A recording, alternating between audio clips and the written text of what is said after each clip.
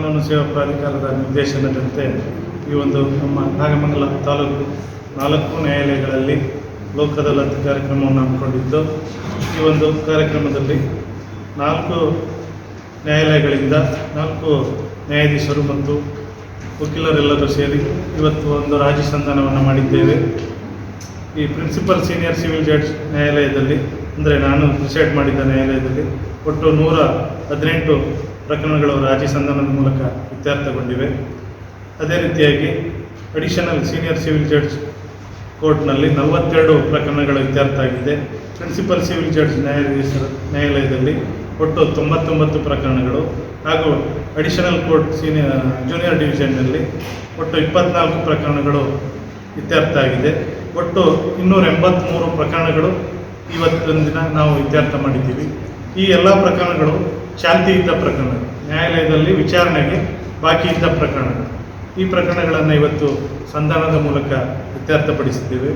ಪ್ರಮುಖವಾಗಿ ವಿಶೇಷ ಪ್ರಕರಣ ಅಂತ ಗುರುತಿಸೋದಾದರೆ, ಇವತ್ತಿನ ದಿನ ನಮ್ಮ ಅಡಿಷನಲ್ ಸೀನಿಯರ್ ಸಿವಿಲ್ ಜಡ್ಜ್ ರವರ ಒಂದು ನೇತೃತ್ವದಲ್ಲಿ ಮತ್ತು ಅಧ್ಯಕ್ಷರು ಮತ್ತು ನಮ್ಮ ವಕೀಲರಾದ SL ಅವರು ಒಂದು ಹಳೆಯ ಪ್ರಕರಣ OS 100/2002, ಈ ಒಂದು ಪ್ರಕರಣ ನ್ಯಾಯಾಲಯ ಸೀನಿಯರ್ ಡಿವಿಷನ್ ಇಲ್ಲಿ ಓಪನ್ ಆಗೋಕ್ಕೆ ಮೊದಲೇ, ಅಂದರೆ ಮಂಡ್ಯದಲ್ಲಿ ಫೈಲಿಂಗ್ ಆಗಿತ್ತು. ನಂತರ ಇಲ್ಲಿ 2006ರಲ್ಲಿ ನ್ಯಾಯಾಲಯ ಸೀನಿಯರ್ ಡಿವಿಷನ್ ಉದ್ಘಾಟನೆ ಆದ ನಂತರ ಇಲ್ಲಿಗೆ ಒಂದು ಟ್ರಾನ್ಸ್ಫರ್ ಆಯಿತು.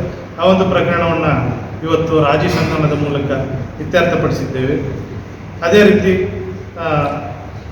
OS 99/2014 ಅಡಿಷನಲ್ ಜೂನಿಯರ್ ಡಿವಿಷನ್ನಲ್ಲಿ ಅದು ಒಂದು ಕೂಡ ರಾಜಿಯಾಗಿದೆ. ಅದರಲ್ಲಿ ವಿಶೇಷ ಅಂದರೆ ಮಹಾಮಂಡಲದಲ್ಲಿ ಪಾರ್ಟಿಷನ್ ಸೂಟ್ ಹಾಕಿತ್ತು. ಮಹಾಮಂಡಲದ ಸಾಮಾನ್ಯವಾಗಿ ಕೇಸ್ಗಳು ಬರೋದೇ ಕಡಿಮೆ, ಅದು ಕೂಡ 10 ವರ್ಷಗಳ ನಂತರ ರಾಜಿಯಾಗಿದೆ. ಈ ಎಲ್ಲ ಪ್ರಕರಣಗಳು ಚಾಲ್ತಿ ಇದ್ದ ಪ್ರಕರಣಗಳು ರಾಜಿಯಾಗಿರೋದು ಕಕ್ಷಿದಾರರಿಗೂ ಕೂಡ ಭಾಳ ಉಪಯೋಗ ಆಗಿದೆ.